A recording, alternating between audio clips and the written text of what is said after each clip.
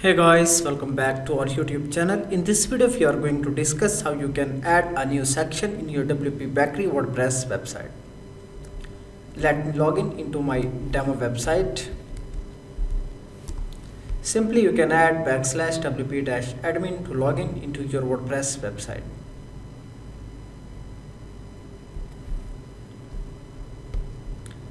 Let me copy this website link.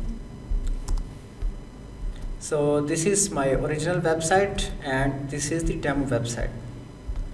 Now let's install plugin. Simply upload the plugin file.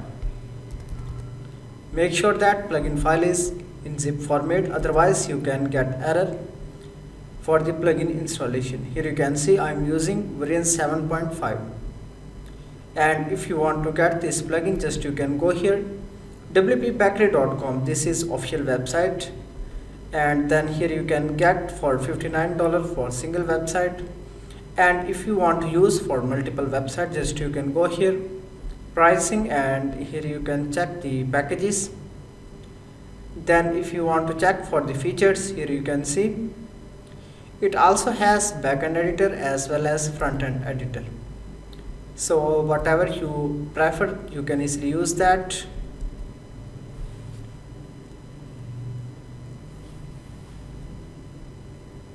Okay guys, plugin is installed. Let me activate, and now we can create a new page.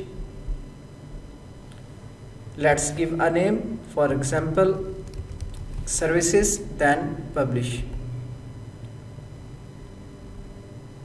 Okay, now here you can see backend editor and front-end editor. Let's go with the backend editor, then scroll down.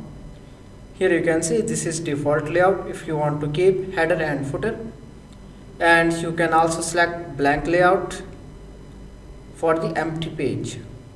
Just click here, and after that let's add new element. Then here you can search for section.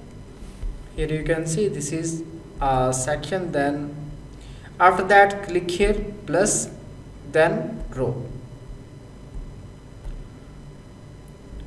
And here you can see now a single column row is added. Now if you want to change the structure, just you can go here, for example 2 columns.